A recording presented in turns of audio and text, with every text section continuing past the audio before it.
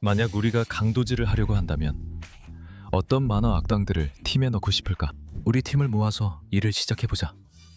그리고 마지막에 어떻게 되는지 지켜보자. 이제 아마도 강도 시나리오에서 가장 중요한 역할인 리더, 즉 두뇌 역할부터 시작해야 해. 대규모 강탈을 성공시키고 싶다면 전략적인 명령을 내릴 수 있고 좋은 결과와 나쁜 결과 모두 예측할 수 있으며 내내 침착함을 유지할 수 있는 사람이 필요해. 이 역할을 맡을 후보는 많지만 우리가 꼭 언급해야 할 가장 웃긴 악당 중 한 명은 바로 스마일링 프렌즈의 집주인이야.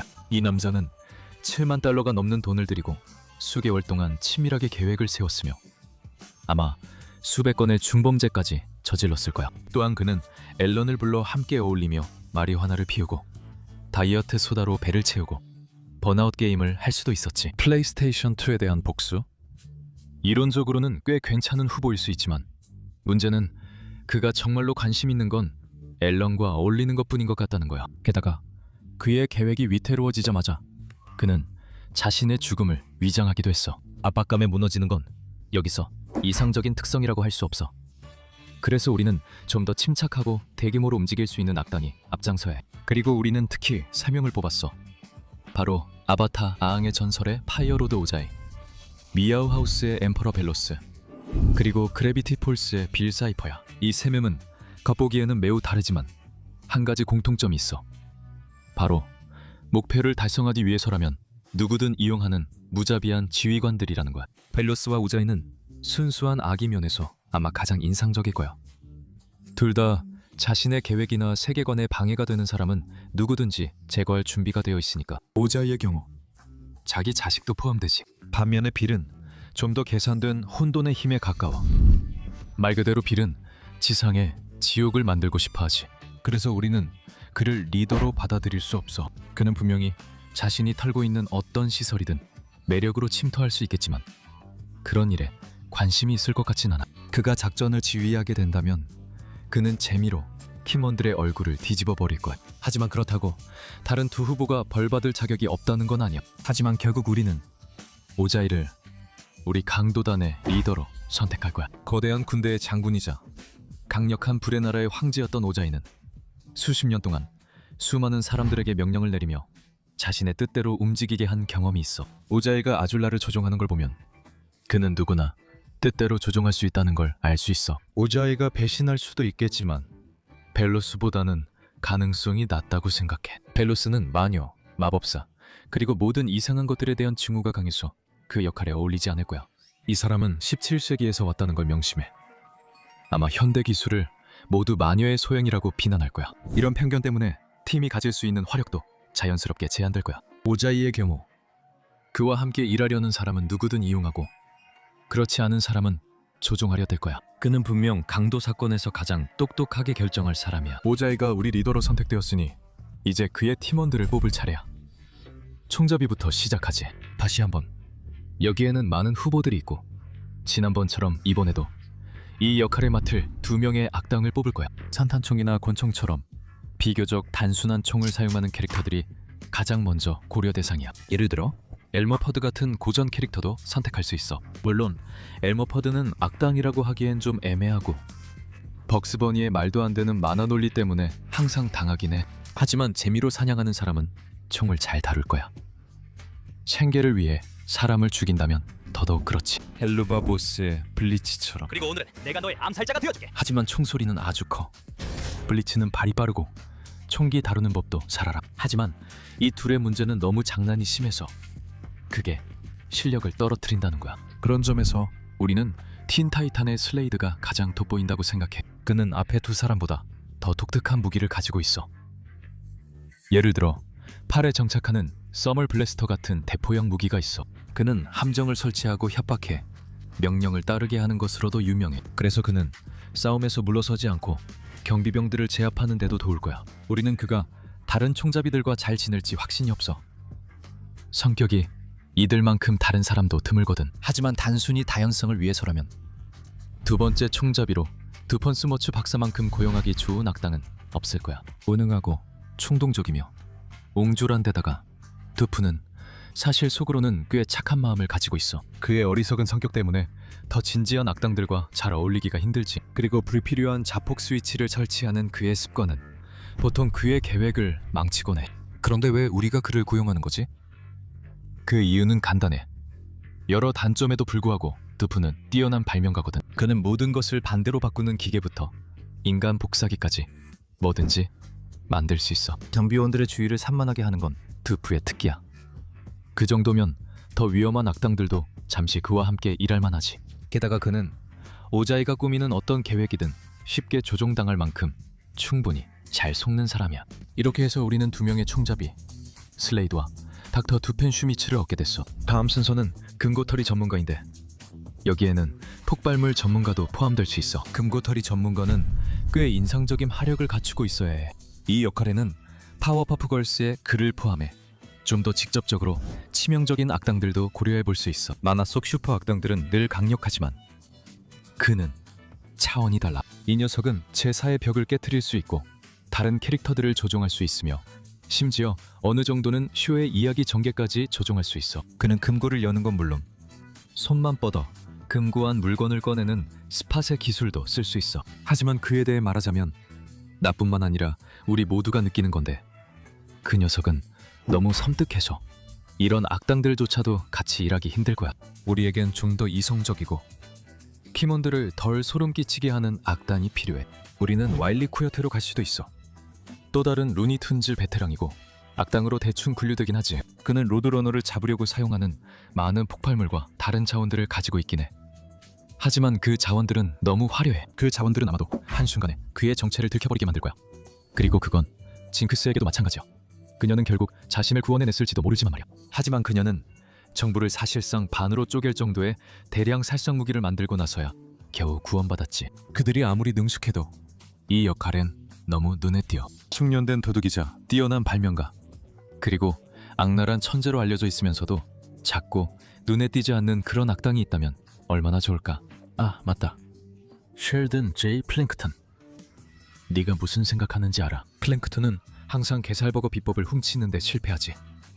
그리고 이건 인정할게. 그가 좋은 전적은 없지만 집에서 플랭크턴과 캐런도 레시피를 훔치는 것만 해야 하는 건 아니라는 걸 기억해. 그는 집게사장보다 빨리 도망쳐야 하고 다른 사람들에게 들키지 않아야 하며 대중이 그가 대놓고 레시피를 훔쳤다는 사실을 모르게 해야 해. 이 강도단에서는 그의 역할이 단지 금고를 여는 것뿐이고 운전이나 싸움, 전체적인 계획은 다른 악당들이 맡게 될 거야. 즉, 플랭크톤이 금고 틈으로 들어가 내부에서 열 수 있다는 거야. 그리고 아마도 전리품을 자기 몫으로 조금 더 챙길 수도 있겠지. 일종의 발견자 수수료라고 하시겠네. 이제 해커로 잘 어울릴 만한 캐릭터들을 살펴볼 시간이야. 감시가 필요하든 방해 공작이 필요하든 누군가는 이 강탈이 벌어지는 장소를 둘러싼 기술을 해킹할 준비가 되어 있어야 해. 플랑크톤이 이 역할에 잘 어울렸겠지만 이미 다른 곳에 배정됐으니까 다른 후보들을 살펴보자. 컴퓨터를 사용해서 악당짓을 하는 캐릭터들이 여기서 특히 인기가 많아. 크로커 선생님, 스티비 그리핀. 그리고 사이버 체이스의 해커가 가장 먼저 떠올랐어. 해커는 마이너한 선택이지만 이 역할에 가장 잘 맞는 인물이기도 해. 이름부터가 노골적이라는 점은 제쳐두고 해커가 악단이 된 건 자신을 만든 컴퓨터를 망가뜨리려 하면서 시작됐지. 그리고 그의 모든 행동은 사이버 공간 전체를 장악하려는 거야. 다시 말해 해킹이지. 해킹이 전문이지만 새 아이와 길버트 고드프리 목소리의 새에게 계속 당하는 걸 보면 우리가 원하는 경험은 아닌 것 같아. 그리고 크로커는 확실히 경험이 없어. 티미에게 지는 건 이해할 수 있어. 왜냐하면 티미는 하지만 크로커는 불안정하고 고집이 세서 여기서 일하기 힘들어. 그를 아는 사람이라면 오자이의 화염수를 보고 그게 오직 알잖아. 오직 그 존재의 짓이라고 생각할 거야. 스튜이는 요즘 악당은 아니지만 해커 역할엔 정말 잘 어울린다고 생각해. 스튜이는 타임머신, 배량 살상 무기까지 발명할 수 있고 심지어 한 에피소드에서는 자신을 임신시키는 등 자연의 법칙도 거스를 수 있어. 진심으로 그 에피소드 쓸 때 무슨 생각이었을까? 이건 내가 받을 자격이 있어. 소킨의 옛 천재성이 살짝 드러났지. 그는 가족이 그의 천재성을 눈치채지 못하게 이 모든 걸 해내지. 뭐 줄거리상 필요할 때만 빼고 말이야. 이 모든 걸 보면 스튜이는 컴퓨터, 카메라, 무기를 쉽게 해킹할 수 있을 거라 확신해. 이제 해커에 이어서 변장의 달인에 대해 빠르게 이야기해보자. 이 부문에는 인상적인 후보들이 많아. 배트맨 만화에 나오는 클레이 페이스를 선택할 수도 있어. 그는 다른 사람으로 꽤 그럴듯하게 변신할 수 있으니까. 아니면 아쿠를 선택할 수도 있어. 그는 더 차가운 심장과 폭넓은 변신 능력을 가졌지. 하지만 이 역할의 이름은 변장의 달인이야. 이 녀석들의 변신 능력은 인상적이지만 동료들조차 그들을 믿기 어렵게 만들 거야. 경비병만 속일 수 있는 사람이 필요해. 동료들은 속일 필요 없어. 우리가 로저 스미스를 완전히 신뢰하는 건 아니지만 그가 경비병들을 뚫을 능력은 있어. 로저는 거의 매일 새로운 인격을 만들어내지. 그리고 무슨 이유에서인지 스미스 가족과 토시를 제외하면 누구도 로저를 제대로 알아보지 못해. ああ、ズラかぶった宇宙人だろ 그가 경비원들과 싸우기로 하든 유혹하기로 하든, 아니 그래, 결국엔 유혹할 거야. 하지만 그의 초음속 스피드와 시끄러운 성격 덕분에 적어도 미끼 역할은 할 수 있을 거야. 이 무리의 리더들은 이런 자산을 기꺼이 이용하려 할 거야. 하지만 강도 사건이 끝난 후에는 어떻게 될까? 그들은 무사히 빠져나가기 위해 도주 운전사가 필요할 거야. 적어도 상대적으로는 침착한 손놀림과 물론 기본적인 운전 실력이 여기서 큰 도움이 될 거야. 이 역할을 위해 우리는 주로 여러 종류의 차량을 운전하는 데 능숙한 인물들을 구려했어. 이미 언급한 블리초, 크로커, 플랑크톤 같은 캐릭터들을 제외하더라도 많은 만화 악당들이 그 조건에 부합해. 지미 뉴트론의 칼라미터스 교수처럼 거대한 로봇을 조종할 수 있는 악당들도 있어. 릴 기디언도 마찬가지야. 하지만 문제는 둘 다 대부분의 차량에서 가속 페달에 발이 닿는지 확실하지 않다는 거야. 게다가 칼라미터스는 일을 끝까지 마무리하지 않는 경향이 있어서 이 일에 적합한 후보가 아니야. 그 다음에 무슨 일이 일어날지는 사실 아직 제대로 생각해보지 않았어. 뭐 어쨌든 우리는 다른 도주 운전자를 정했어. 우주선이든 자동차든 잠수함이든 그중 뭐든 운전해야 한다면 쉬고가 바로 그 여자야. 이게 내 수많은 재능을 낭비하는 거라는 거 알지? 쉬고는 드라켄박스의 기계 대부분을 다루는데 전혀 문제가 없고 항상 자신과 상사 중에서 더 유능한 악당이야. 필요할 때는 조용히 행동할 수도 있지만 탈출할 때까지 자신을 숨기는데 능할 거라고 생각해. 이제 도주와 보안뿐만 아니라 상황이 나빠질 경우를 대비해서 힘이 센 멤버도 필요해. 팀 담당이 등장하지. 이 부문에서는 압도적인 체격과 힘이 가장 큰 무기지만 전략이나 리더십 같은 다른 능력도 도움이 될 수 있어. 스켈레톤은 솔직히 그냥 그를 봐. 정말 대단하지. 그 친구는 정말 근육질이야. 그리고 그가 가진 초자연적인 힘은 말할 것도 없어. 하지만 이런 일, 이렇게 보잘것없는 작은 지구에 있는 건 그에게는 너무 작은 규모일지도 몰라. 여기서 진짜로 성공하고 싶어할 악당이 필요해. 블라드 플라스미우스처럼 그의 유령 같은 능력으로 대부분의 상대를 쉽게 제압할 수 있는 그런 사람이 말이야. 아니면 스마일링 프렌즈의 제임스처럼 스켈레토르만큼 근육질인 사람도 괜찮지 않을까? 게다가 우리 행성에서 강도질에도 이득을 볼 만한 사람이기도 해. 우리가 영입하려 했지만 그는 아직 찰리와 이별로 슬퍼하고 있어. 또 그랬구나 제임스. 바른 사람으로 가자. 침착한 머리, 내목한 성격, 무슨 일이든 해내려는 의지, 그리고 세련된 전투 기술. 이것이 훌륭하게 훈련된 악당의 특징이다. 슈레더 같은 자. 우리가 어떤 버전의 슈레더를 말하든 그건 별로 중요하지 않다. 그는 언제나 자비 없이 죽일 수 있고 반드시 범행이 순조롭게 진행되도록 할 것이다. 그의 길을 막는 자는 반드시 후회하게 될 것이다. 아니면 후회할 기회조차 없을 수도 있다. 무슨 말인지 알겠지? 그리고 마지막으로 다른 카테고리에 딱 맞지 않는 캐릭터들을 위한 분류가 있어. 이제 와일드카드를 뽑을 시간이야. 간단히 말하면 와일드카드는 아무리 기이하거나 예상 밖의 일이라도 무엇이든 해낼 수 있는 캐릭터야. 막대한 자원이나 특별한 능력 또는 비상한 창의력을 가진 캐릭터들이 이상적인 후보입니다. 미스터 프로그는 스마일링 프렌즈에서도 아주 엉뚱한 캐릭터입니다. 그는 TMC 요원들을 집어삼키고 생방송에서 새 진행자를 쓰러뜨리며 전 상사를 산채로 먹는 등 온갖 일을 저질렀습니다. 또한 미스터 프로그는 생방송에서 카메라를 두려워하지 않지만 팀원들에게 너무 빨리 등을 돌려 이 역할에 적합하지 않습니다.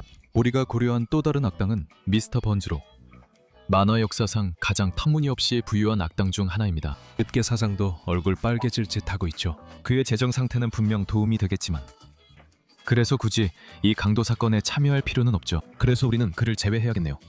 이제 그는 무능하고 왜소하며 터무니없이 거만할지 몰라도 짐은 결코 가볍게 볼 위협이 아니에요. 인베이더 짐에서 여러 번 그는 적들을 물리치고 지구를 정령하고 다른 악당들이 지구를 정령하는 것을 막는 데 성공했어요. 그리고 가장 인상적인 것은 완전히 미치지 않고 기르를 돌보는 일을 해냈다는 거죠. 다른 팀원들은 그저 톨리스트가 그에게 새 임무를 내렸다고 설득하기만 하면 됩니다. 그러면 짐은 누가 시키지 않아도 앞길을 막는 사람에게 기꺼이 황산을 부릴 겁니다. 그게 짐이 얼마나 적극적인 직원인지 보여주는 예입니다. 가장 큰 변수는 기르인데 그날그날 짐의 계획을 성공시키거나 망치기도 해요. 이렇게 해서 우리의 마지막 강도단은 리더 파이어 로드 오자이 그리고 총잡이 슬레이드와 닥터 두펜 슈머츠로 구성되어 있습니다. 쉘든 플랭크튼은 금고털이, 스티위 그리핀은 해커, 로저 스미스는 변장의 달인입니다. 치고는 도주 차량 운전사입니다. 슈레더는 힘을 담당하고 짐은 예측 불가한 인물입니다. 그래서 기르는 고급 예측 불가 인물이 됩니다. 자, 더 이상 지체하지 말고 이제 강도 작전 시간입니다. 51구역은 잊으세요. 52구역에 대해 들어본 적 있나요? 아니요. 전부는 여러분이 모르게 하길 원하니까요. 이곳은 이 행성의 외진 곳에 떨어진 외대의 유물들로 가득 차 있습니다. 이 유물들은 엄청난 돈의 가치가 있고 오자이의 경우에는 엄청난 힘을 지니고 있죠. 만약 그가 어떻게든 이곳을 장악할 수 있다면 그는 미국 정부를 협박해서 자신을 권력의 자리에 앉힐 수 있을 겁니다. 물론 그는 미친 듯이 엄격한 보안을 뚫을 계획이 필요했죠. 당연한 이유로 그 계획에는 로저가 포함될 수밖에 없었습니다. 하지만 지나치게 성적인 외계인은 다른 생각을 했고 그 그룹엔 더 충동적인 외계인도 있었습니다. 가장 키 큰 외계인 중 한 명으로 변장하는 거예요. 그런데 그 외계인은 치명적인 사고로 키가 줄었어요. 그는 지무에게 인간 애벌레, 아기 보안 요원들에게 자신을 통과시켜달라고 요구하는 것이 다음 임무라고 설득했습니다. 더 이상 방해하지 마 기르. 인간을 공격해. 이번엔 위험할 정도로 높은 세팅으로. 디르르 교통수단으로 지무는 현장에 도착했고 곧바로 경비원들에게 공격당했습니다. 이 경비원들은 지무가 평소 상대하던 인간들보다 훨씬 덜 멍청했습니다. 딥은 거의 노력 없이 이긴 듯 보입니다. 지무가 금방 52구역에 잡혀갔기 때문입니다. 하지만 그는 슬레이드가 총을 쏠 만큼 경비의 주의를 끌어 다른 사람들이 몰래 들어가기 쉬워졌습니다. 이상하게도 두프는 훨씬 더 유용하게 쓰였습니다. 경비원 중 한 명이 걸을 덮치려 할 때 걸은 그저 인사하고 침판을 버리려던 것뿐이었는데 두프가 자신의 새로운 아무도 안 보는 것처럼 춤춰 이네이터를 발사했습니다. 그러자 순식간에 걸은 경비원들과 친구가 되었습니다. 두프가 경비원들을 상대로 성공을 자축할 때 슈레더는 비극적인 다른 계획을 세우고 있었습니다. 오자이가 고개를 끄덕여 스민하자 슈레더는 슬레이드를 척수에 빠르게 일격을 가해 쓰러뜨렸고 그를 죽이기 위해 마비키켰습니다. 두프는 도망치기 시작했고 슈레더는 그를 쫓아가 자신의 다음 스냅 이네이터를 사용하여 우리가 가장 좋아하는 별로 사악하지 않은 과학자를 쓰러뜨렸습니다. 미안해 두프. 페리가 여기 있었다면 아마 상황이 달라졌을 거야. 오자이와 슈레더가 그 틈을 타서 시설 안으로 돌진하는 동안 덜 사악한 악당들은 좀 더 신중하게 행동했습니다. 로저, 스티위, 그리고 플랑크톤은 덜 의심받는 악당이라는 이 점을 깨닫고 함께 다니기로 결정했습니다. 로저의 초음속 속도로 그들은 오자이와 슈레더보다 더 빨리 시설에 들어갈 수 있었습니다. 나는 외계에서 왔어 제프. 멋진 일들을 할 수 있어. 하지만 그들은 경계심 강한 경비원들이 금고를 지키고 있다는 걸 알았습니다. 로저에게는 비밀 무기, 또 다른 자아인 로라 반더부맨이 있었어요. 그녀는 경비원들이 도저히 거부할 수 없는 매력을 지닌 여성이었죠. 그러니까 그 남자는 그녀가 외계인인 걸 알면서도 진정한 사랑의 감정을 도저히 부정할 수 없었던 거죠. 그 둘이 정신이 팔려있는 동안 스티위는 금고를 둘러싼 보안 카메라를 해킹했고 안에서 거의 금고를 다 열고 있던 플랭크톤을 뒤따랐어요. 스티위가 플랭크톤을 응원하는 동안 슈레더와 오자이가 움직이기 시작했어요. 스티위는 아기치고 꽤 괜찮은 싸움꾼이에요. 하지만 닌주츠와 화염술의 조합은 그에게 너무 벅찼어요. 하지만 현명하게도 내던져진 후에 스트리는 아기만의 가장 강력한 무기인 울음을 꺼냈어요. 아기가 설명할 수 없이 이 최고 보안 시설에 들어온 것을 깨달았을 때 경보가 울리고 문이 잠겼어요. 그 일로 플랭크톤은 작은 손에 들 수 있는 걸 모두 들고 도망치는 게 최선이라 확신했어요. 다이아몬드 몇 개? 금괴, 그리고 왜 내 아이는 다른 종인가?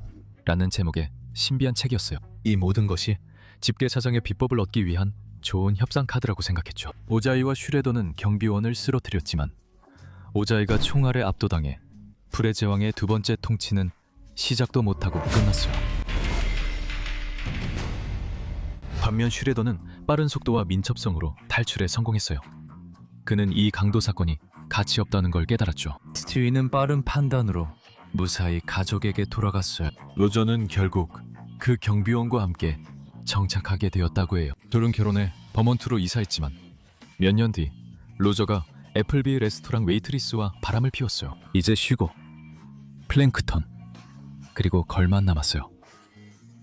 쉬고는 도주 차량 운전사로 남아있을 만큼 현명했죠. 그녀는 잠재력을 다 쓰진 않았지만 다른 악당들의 혼란에선 벗어날 수 있었어요. 그녀도 거리 5명의 춤추는 경비원들과 차로 달려오는 건 예상 못했어요. 하지만 그때 플랑크톤은 훔친 보물에 기뻐 춤추고 있었어요. 오자이가 그녀의 임금을 줄 수 없었지만 플랑크톤이 준 보석 2억이면 그걸 충분히 보상할 수 있었어요. 그때 그녀는 차 시동이 안 걸리는 걸 알았어요. 슈레더는 모든 보물을 혼자 가지려다 치명적인 실수를 했어요. 그는 쉬고를 과소평가했죠. 쉬고는 전투 실력과 에너지빔으로 슈레더보다 우위를 점할 수 있었습니다. 슈레더의 분노는 거의 그가 쉬고를 압도할 뻔했지만 그때 걸이 그에게 포옹을 해주기로 결심했어요.